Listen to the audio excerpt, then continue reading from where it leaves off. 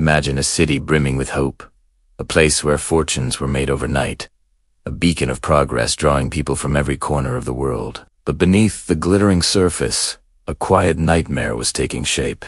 This was Chicago in the 1890s, a metropolis surging with life, ambition practically hanging in the air like the smoke from its factories. Grandiose dreams were being chased, fortunes were being amassed, and the city was reinventing itself at a breakneck pace. The world's Columbian Exposition, a testament to human ingenuity and a celebration of the future, was on the horizon. Chicago was determined to prove itself as a global powerhouse, a city capable of not just keeping up with the times but leading the charge into a new century. But amidst the construction, the innovation, and the relentless pursuit of progress, a different kind of construction was underway, one far more sinister and insidious. Think of the clatter of horses' hooves on cobblestone streets, the hawkers' cries echoing through crowded markets, the gas lamps casting long, dancing shadows as dusk settled. Now, imagine that within this vibrant tapestry of city life, a darkness began to quietly fester, unnoticed by most, but palpable to some. An undercurrent of unease, a sense that something was not quite right, began to permeate the very air. While architects were designing magnificent structures to showcase human achievement, another man was meticulously crafting a building of his own. But unlike the marvels rising along the lakefront, his creation was not intended to inspire awe or wonder. It was designed for something far more disturbing. What if the promise of a new life, the allure of opportunity, the simple desire for a fresh start led not to prosperity and happiness, but to something far more sinister? What if the very things that drew people to Chicago, its anonymity, its relentless pace, its promise of reinvention, also made them vulnerable to unspeakable horrors? The answer lies within the walls of a place that would become known as the Murder Castle, a labyrinth of secrets and death, a testament to the chilling capacity of one man's depravity. But before we delve into the castle's dark corridors, we must understand the man who conceived it, the architect of this terrible design. We must understand the twisted mind of H. Holmes. Born Herman Webster Mudgett Holmes, possessed a sharp intellect and an uncanny ability to charm and manipulate. He was a chameleon, able to adapt to any situation and win the trust of those around him. But beneath the affable exterior lurked a cold, calculating mind, devoid of empathy and driven by a relentless pursuit of self-gratification. Even in his early years, there were whispers of strange occurrences, unsettling incidents that hinted at a darker nature. Stories circulated about his fascination with anatomy, his unsettling interest in medical procedures, and a peculiar detachment from the suffering of others. These were just whispers, dismissed as youthful curiosity or eccentric behavior, but they were early warning signs of the monster he would become. Holmes's early life was a tapestry of lies and deceit. He was constantly reinventing himself, shedding identities and adopting new personas as easily as changing clothes. He pursued various ventures, often leaving a trail of broken promises and financial ruin in his wake. He was a master of deception, able to weave elaborate webs of lies and manipulate people into believing his every word. He was a man who understood the power of appearances, the importance of projecting an image of respectability and trustworthiness. He cultivated an era of sophistication and intelligence, using his charm and wit to disarm those around him. He was a skilled con artist, able to exploit people's vulnerabilities and prey on their trust. He was a man of contrasts, a paradox of charm and cruelty. He could be generous and kind one moment, then cold and ruthless the next. He was a master of manipulation, able to play on people's emotions and exploit their weaknesses. He was a wolf in sheep's clothing, a predator hiding in plain sight. His journey eventually led him to Chicago, a city teeming with opportunity and ripe for exploitation. It was here, in the shadow of the World's Fair, that he would construct his masterpiece of horror, a building designed to conceal his dark secrets and facilitate his unspeakable crimes. But what drove him to such depravity? What twisted logic fueled his descent into madness? These are the questions we must explore as we delve deeper into the story of H. Holmes and the Murder Castle. But be warned, the answers are not easy to stomach. They will challenge your understanding of human nature and force you to confront the darkest corners of the human psyche. Are you ready to face the truth? Chicago was a city on fire. Not literally, though the Great Chicago Fire was still a recent, stinging memory. This fire was one of ambition, innovation, and a relentless pursuit of progress. The city was rebuilding itself, bigger and better than before, attracting people from all walks of life, all seeking a piece of the American dream. But this rapid growth also created an environment ripe for exploitation. The city was a melting pot of cultures and backgrounds, a place where anonymity was easily achieved. People could disappear into the crowds, their stories lost in the cacophony of city life. Holmes recognized this vulnerability and saw an opportunity to exploit it. He arrived in Chicago with a plan, a dark vision that would transform him from a con man into a monster. He saw the city as a playground, a place where he could indulge his darkest desires without fear of detection. He began by acquiring a property in a bustling neighborhood on the city's south side. The building was initially a modest structure, but Holmes had grander plans in mind. He envisioned a multi-story hotel, a place where he could house visitors to the World's Fair and generate a steady stream of income. But beneath the surface of this legitimate business venture, Holmes was secretly designing a labyrinth of death, a building specifically designed to facilitate his sinister activities. He hired and fired construction crews frequently, ensuring that no one person knew the full extent of his plans. He insisted on making constant changes to the blueprints, adding secret rooms, hidden passages, and soundproof chambers. He installed trapdoors, false walls, and a network of gas lines that could be used to asphyxiate his victims. He even included a crematorium in the basement, a chilling testament to his murderous intentions. Imagine a city brimming with hope, a place where fortunes were made overnight, a beacon of progress drawing people from every corner of the world. But beneath the glittering surface, a quiet nightmare was taking shape. This was Chicago in the 1890s, a metropolis surging with life, ambition practically hanging in the air like the smoke from its factories. Grandiose dreams were being chased, fortunes were being amassed, and the city was reinventing itself at a breakneck pace. The world's Columbian Exposition, a testament to human ingenuity and a celebration of the future, was on the horizon. Chicago was determined to prove itself as a global powerhouse, a city capable of not just keeping up with the times but leading the charge into a new century. But amidst the construction, the innovation, and the relentless pursuit of progress, a different kind of construction was underway, one far more sinister and insidious. Think of the clatter of horses' hooves on cobblestone streets, the hawkers' cries echoing through crowded markets, the gas lamps casting long, dancing shadows as dusk settled. Now, imagine that within this vibrant tapestry of city life, a darkness began to quietly fester,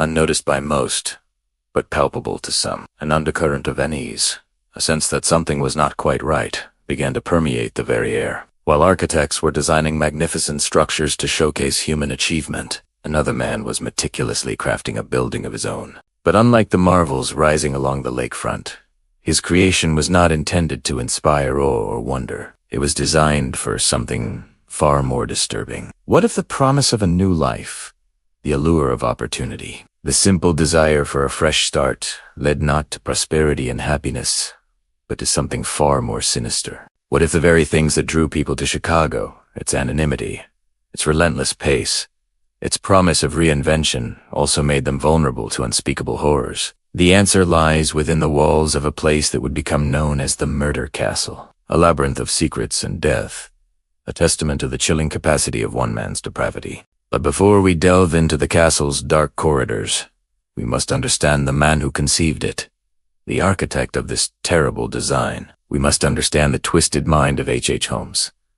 Born Herman Webster Mudgett Holmes, possessed a sharp intellect and an uncanny ability to charm and manipulate. He was a chameleon, able to adapt to any situation and win the trust of those around him. But beneath the affable exterior lurked a cold, calculating mind, devoid of empathy and driven by a relentless pursuit of self-gratification. Even in his early years, there were whispers of strange occurrences, unsettling incidents that hinted at a darker nature. Stories circulated about his fascination with anatomy, his unsettling interest in medical procedures, and a peculiar detachment from the suffering of others. These were just whispers, dismissed as youthful curiosity or eccentric behavior, but they were early warning signs of the monster he would become. Holmes's early life was a tapestry of lies and deceit. He was constantly reinventing himself, shedding identities and adopting new personas as easily as changing clothes. He pursued various ventures, often leaving a trail of broken promises and financial ruin in his wake. He was a master of deception, able to weave elaborate webs of lies and manipulate people into believing his every word. The construction of the murder castle was a slow, deliberate process, a testament to Holmes's meticulous planning and unwavering commitment to his dark vision. He was a puppet master, orchestrating every detail to ensure that his creation would be the perfect instrument of death. But what was it about this particular building that made it so sinister? What specific features allowed Holmes to carry out his crimes with such impunity? And how did he manage to keep his dark secrets hidden for so long? The answers lie in the building's unique design, a twisted masterpiece of deception and death. But to truly understand its horror, we must step inside and explore its dark corridors, to experience the chilling atmosphere that permeated its walls. Are you brave enough to enter the murder castle? The murder castle was not just a building. It was an extension of Holmes's twisted mind. It was a physical manifestation of his dark desires, a place where he could indulge his most depraved fantasies without fear of consequence. Every room, every hallway, every hidden passage was meticulously designed to facilitate his sinister activities. The building's layout was deliberately confusing, a maze of corridors and dead ends, designed to disorient and trap its victims. Doors led to nowhere, staircases ended abruptly, and hallways twisted and turned without rhyme or reason. It was a place where one could easily get lost, a place where escape was virtually impossible. Many rooms were soundproofed, ensuring that screams would not be heard by those outside. Others were equipped with peepholes, allowing Holmes to observe his victims without their knowledge. Some rooms were even fitted with gas lines, allowing him to asphyxiate his victims with the flick of a switch. The building also contained a secret vault, a hidden chamber where Holmes stored the bodies of his victims. This vault was located in the basement and was accessible only through a hidden passage. It was a chilling testament to his depravity, a place where he could revel in his macabre trophies. But perhaps the most disturbing feature of the murder castle was its crematorium. Located in the basement, this gruesome device was used to dispose of the bodies of Holmes's victims. It was a chilling reminder of his cold-bloodedness, his complete disregard for human life. The murder castle was a true house of horrors, a place where nightmares became reality. It was a testament to the chilling capacity of one man's depravity, a place that would forever be associated with unspeakable evil. But how did Holmes manage to construct such a monstrous building without raising suspicion? And how did he manage to lure his victims into its deadly embrace? These are the questions we must answer as we continue our exploration of this dark and disturbing story. But be warned, the answers will not be easy to hear. They will challenge your understanding of human nature and force you to confront the darkest corners of the human psyche. Are you ready to face the truth about the murder castle? The year is 1886.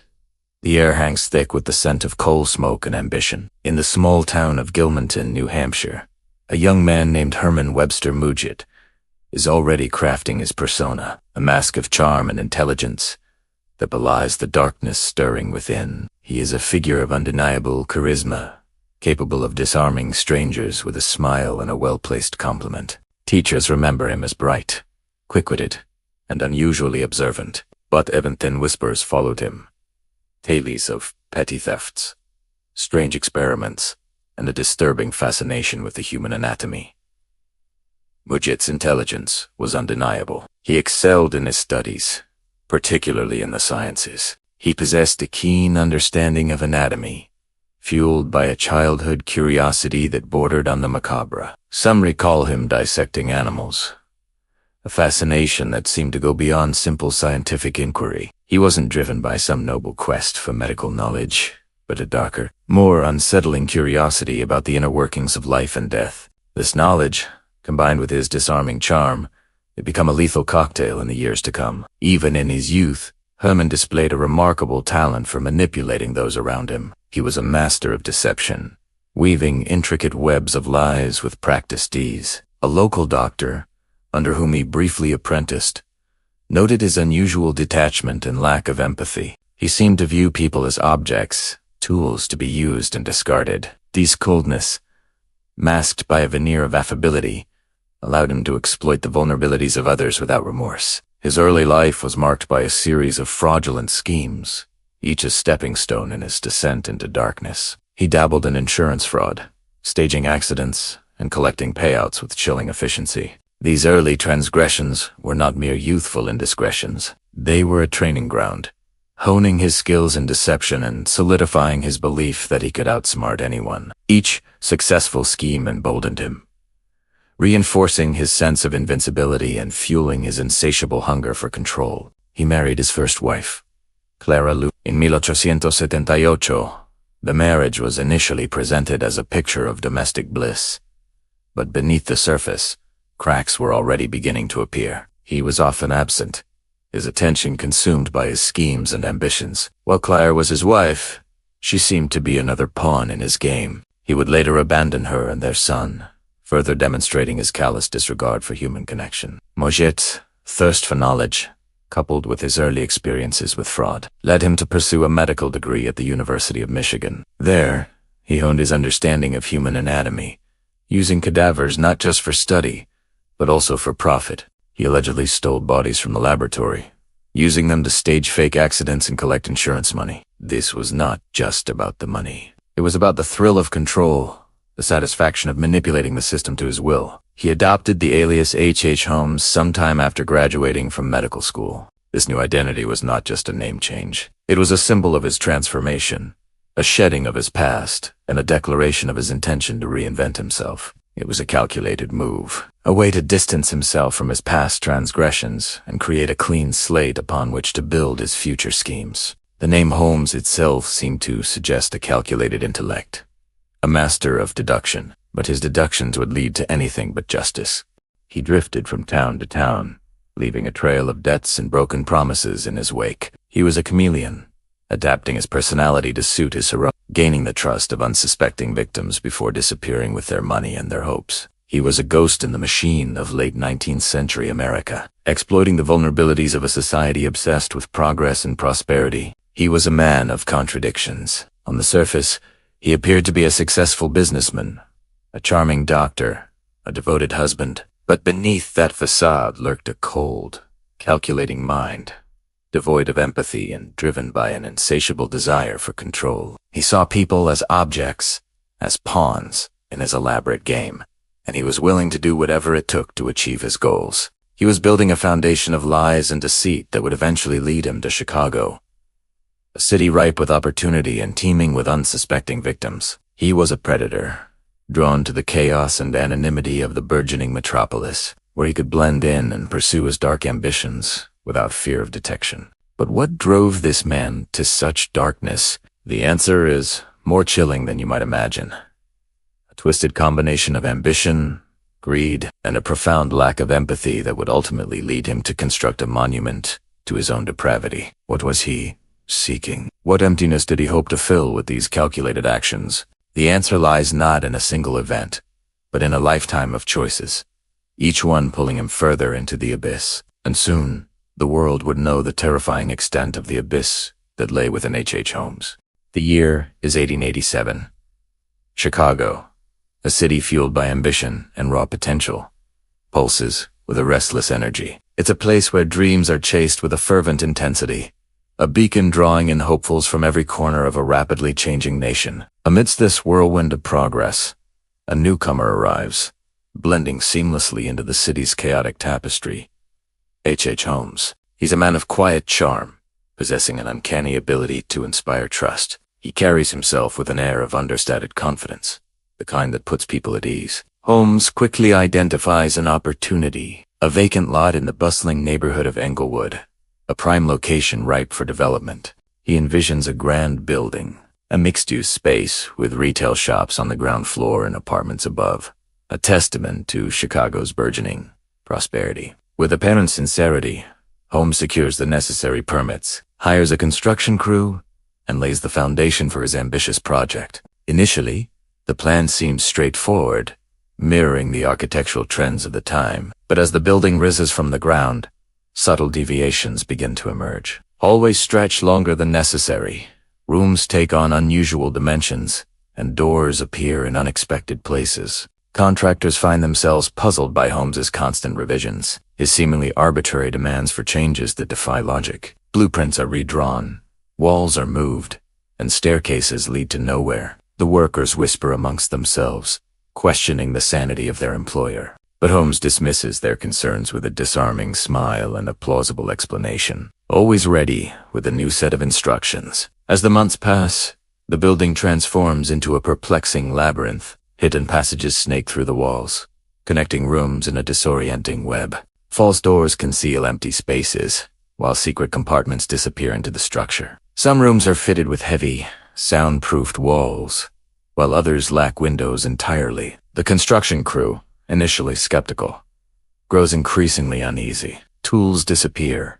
Strange noises echo through the empty corridors at night, and a palpable sense of dread settles over the site. Workers quit without explanation, replaced by new faces who quickly succumb to the same unsettling atmosphere. The building inspector raises concerns about the structural integrity of the design, but Holmes skillfully deflects the criticism, using his charm and persuasive arguments to appease the official. He bribes, cajoles, and manipulates, ensuring that his twisted vision remains unchecked. The exterior of the building presents a facade of normalcy, a respectable structure that blends in with the surrounding architecture. But behind the walls, a sinister transformation is taking place, a metamorphosis that defies all reason. The building becomes a reflection of its creator, a twisted and deceptive masterpiece of calculated evil. Rumors begin to circulate throughout Englewood. Locals speak of strange deliveries arriving late at night, of unusual smells emanating from the building, and of shadowy figures lurking in the darkened windows.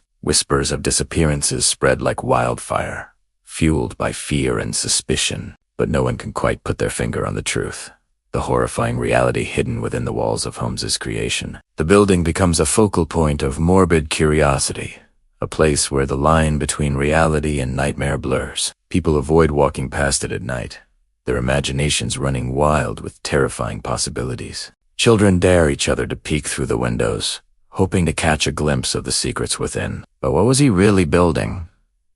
The answer is a deadly secret hidden within the walls, a secret soon to be unveiled during the frenzy of the upcoming World's Fair, a secret that will forever stain the history of Chicago. The year is 1893.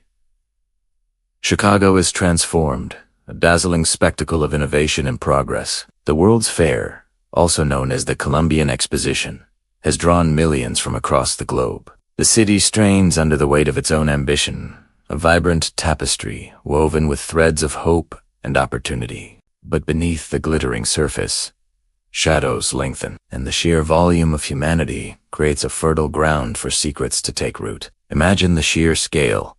Over 27 million visitors flooding into Chicago in just 6 months. Among them, countless young women, drawn by the promise of employment and a fresh start in this booming metropolis.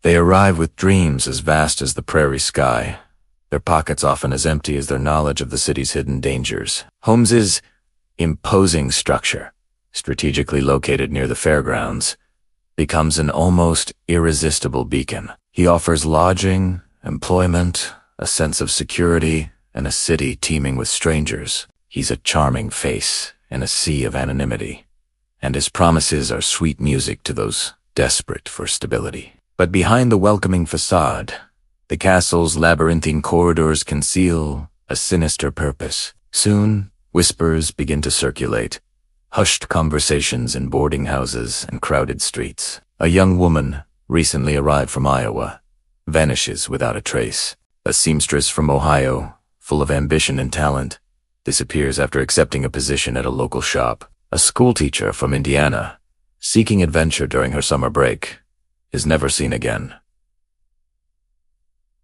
These are not mere statistics. They are daughters, sisters, wives, each with a story cut tragically short. Imagine the desperation of a family searching for a missing daughter in a city of millions. Posters plastered on every lamppost, frantic inquiries at train stations, their hope slowly turning to chilling fear. Each unanswered question, a dead end, deepens the torment. The police are overwhelmed, the city awash in a sea of new faces. Missing persons reports pile up, often dismissed as the unfortunate consequence of big city life. Runaways, broken dreams, the occasional crime of passion. These are the explanations offered, the realities that Chicago has come to accept. But for the families left behind, Acceptance is impossible. They cling to hope, hiring private detectives, scouring local newspapers, whispering prayers into the uncaring wind. They travel to Chicago, their faces etched with worry, their hearts heavy with dread. They visit Holmes's establishment, drawn by a faint glimmer of possibility, unaware of the darkness that lurks within its walls. Holmes, ever the master of deception, offers condolences, feigns concern, and expertly deflects suspicion. He is a chameleon, blending seamlessly into the background, a predator hiding in plain sight. He knows that in a city this vast, in the chaos of the World's Fair, a few disappearances are easily overlooked, but the seeds of doubt have been sown. The disappearances are not isolated incidents. They are connected by a common thread, a sinister pattern that begins to emerge from the chaos. The castle, with its strange architecture and secretive owner, becomes the focal point of a growing unease. What secrets does it hold? What fate awaits those who enter its doors? The answers, when they finally come, will be more terrifying than anyone could have imagined. In the shadow of the gleaming Ferris wheel and the promise of a new century, lives were being quietly extinguished. They arrived in Chicago with dreams as bright as the fairground lights, unaware that a darkness lurked beneath the city's dazzling facade. There was Julia Conner, a young woman full of life, drawn to Chicago by the promise of work and a fresh start after leaving her husband. She carried hopes for a brighter future, a future cruelly stolen before it could truly begin. Her daughter, Pearl, a sweet, innocent child, shared her mother's fate, their dreams intertwined and tragically cut short. Then there were the sisters, Anna and Minnie Williams. Anna, vibrant and independent, sought adventure and opportunity in the bustling city. Minnie, her younger sister, a gentle soul, yearned for connection and a place to belong. They both corresponded with Holmes, drawn in by the promise of work and a friendly face in a strange city. They saw him as a benefactor, a man of means who could offer them a chance at a better life. Little did they know, their trust would be their undoing, their hopes turning to ashes within the walls of his monstrous creation. These were not just names on a list, but people with families, aspirations, and a lifetime of potential ripped away. They were daughters, sisters, mothers, each with a unique story that ended far too soon. What dreams did Anna whisper to her sister? What hopes did Julia share with her daughter? These details are lost to history, stolen along with their lives.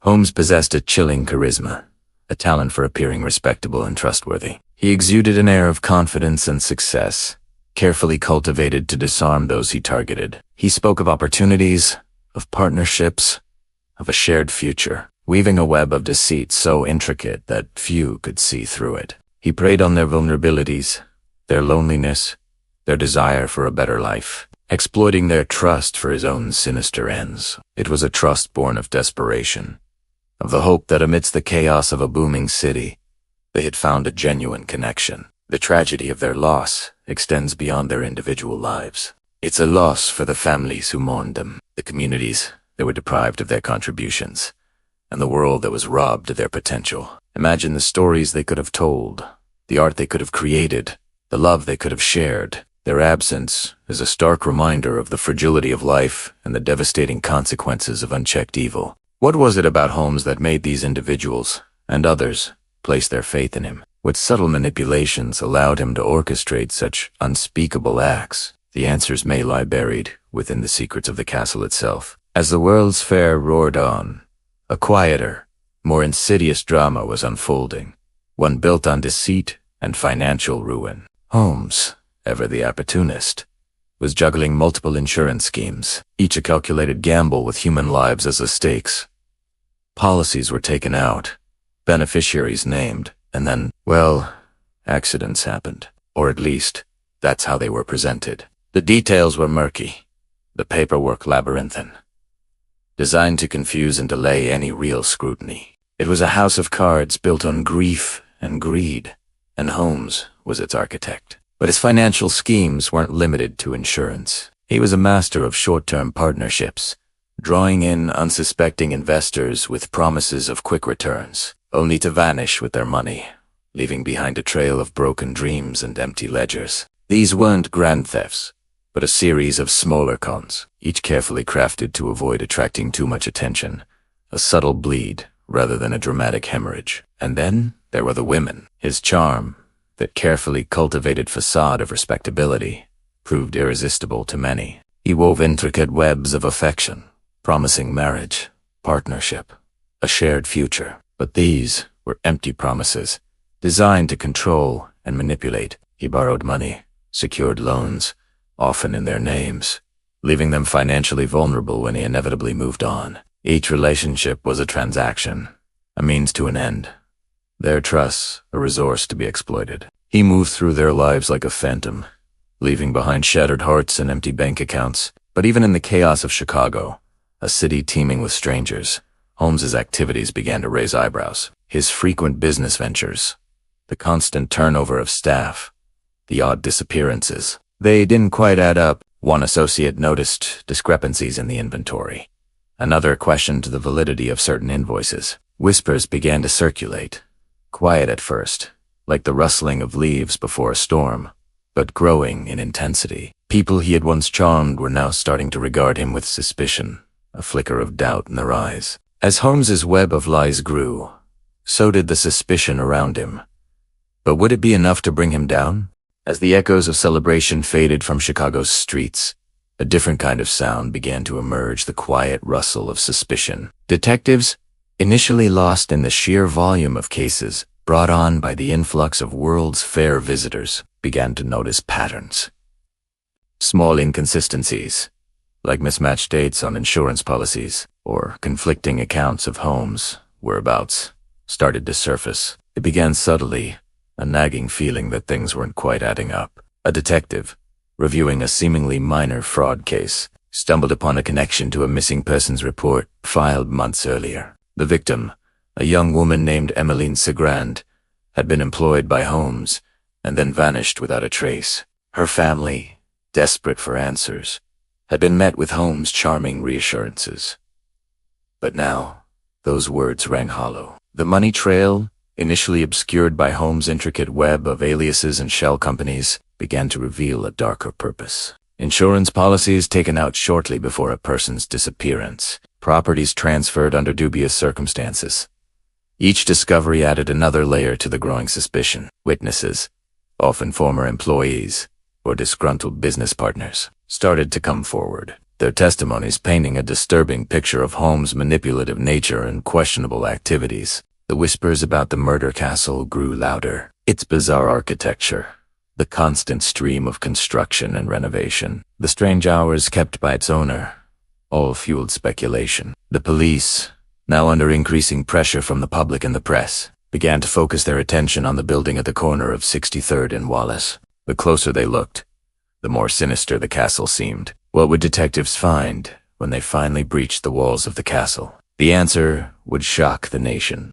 The air inside the murder castle was thick with secrets, a palpable weight pressing down on the detectives as they stepped across the threshold. It wasn't just the dust of disuse or the stale scent of forgotten things. It was the heavy, clinging residue of unspeakable acts. The building seemed to hold its breath, daring them to uncover the darkness within.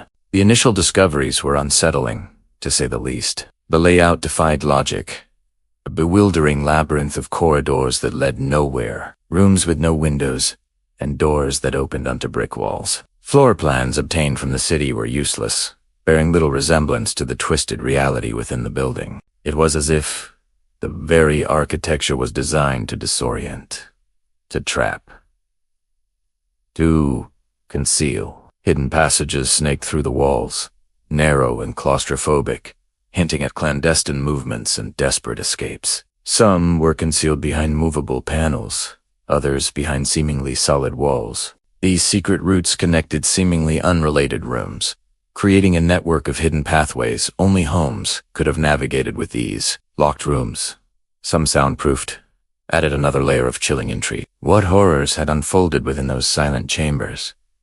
What secrets did those thick walls hold? The detectives could only imagine the terror experienced within, but it was the basement that truly sent shivers down their spines. Here, the purpose of the castle became sickeningly clear. A dissection table stood cold and sterile a grim centerpiece in a room that seemed to absorb all light. Vats of acid were found, their contents long since used. A makeshift crematorium, its brick blackened with soot, spoke of final, desperate acts of disposal. The detectives, hardened by years on the force, were visibly shaken.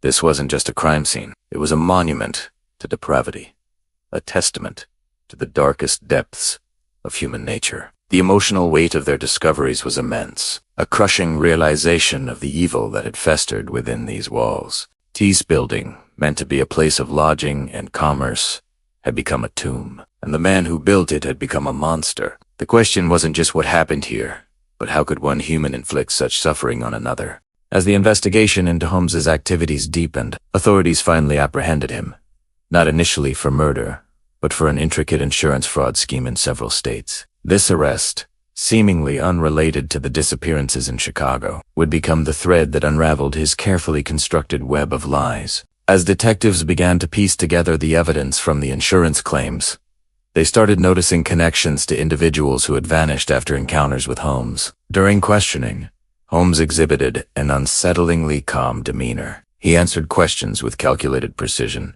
always maintaining a facade of innocence. His manipulative nature was on full display as he attempted to charm and mislead the investigators, skillfully deflecting suspicion. It was as if he were playing a game, enjoying the challenge of outsmarting those who sought to expose him. But the tide was turning. News of Holmes's arrest, coupled with the growing suspicions surrounding his property in Chicago, ignited a firestorm of public outrage. Newspapers ran scandalous headlines, detailing the disappearances and the rumors of a murder castle.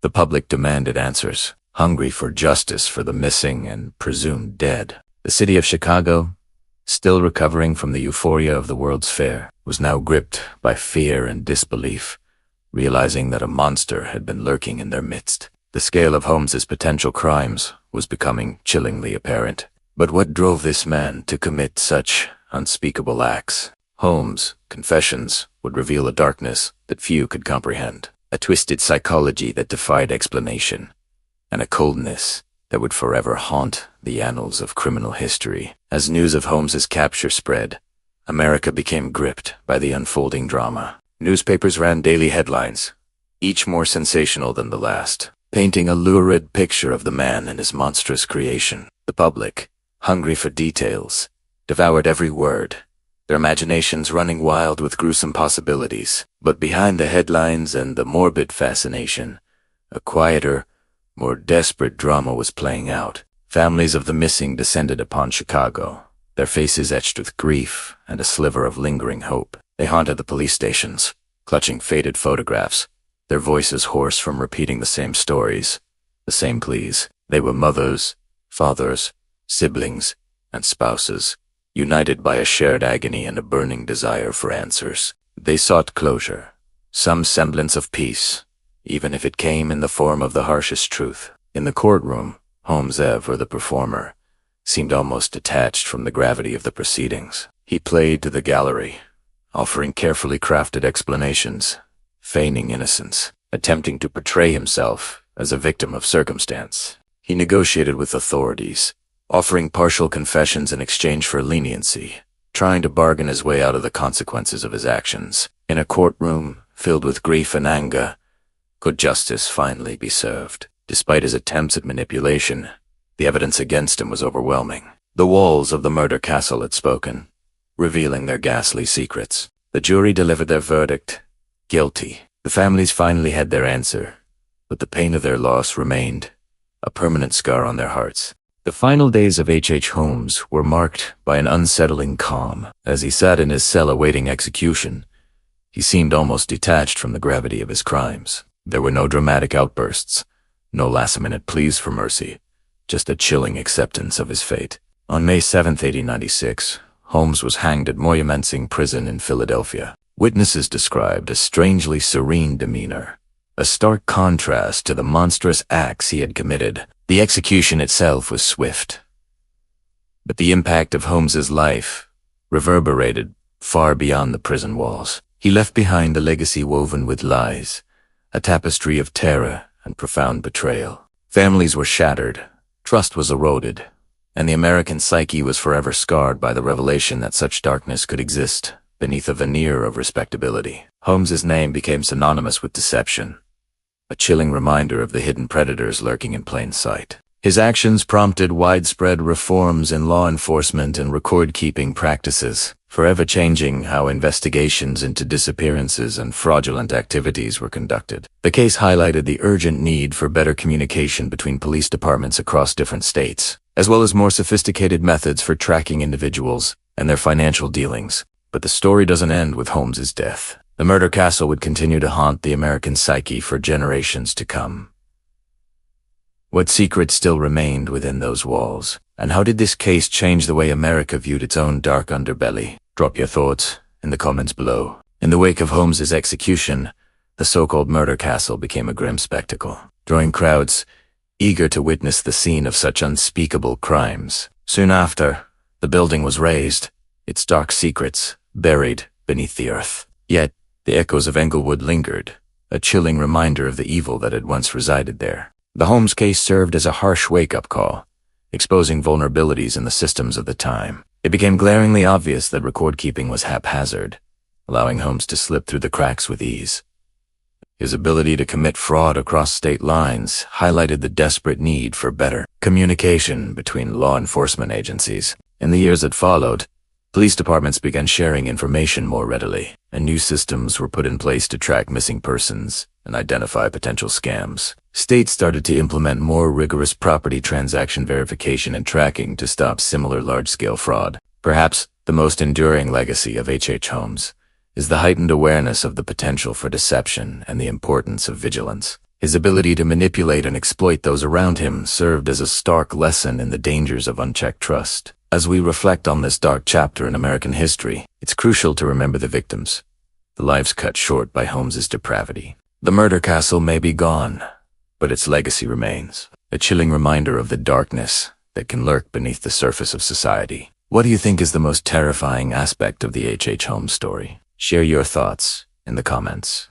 The tale of H. Holmes serves as a dark mirror, reflecting the hidden capacity for evil that can lurk beneath a veneer of respectability. His story whispers a warning about the ease with which trust can be manipulated and the devastating consequences of unchecked ambition. The victims, lured by promises of opportunity and safety, represent the vulnerability inherent in the human condition. It's easy to forget that behind the sensational headlines and the macabre details, real lives were tragically cut short, dreams were extinguished, families were torn apart, and an enduring legacy of pain was left behind. Remembering their stories ensures they are not reduced to mere footnotes in a killer's biography, but rather honored as individuals whose lives mattered. Even now, more than a century later, the echoes of Holmes's crimes resonate. They remind us that vigilance is not paranoia, and that a healthy skepticism can be a shield against those who seek to exploit our inherent trust. The darkness he embodied may never be fully eradicated,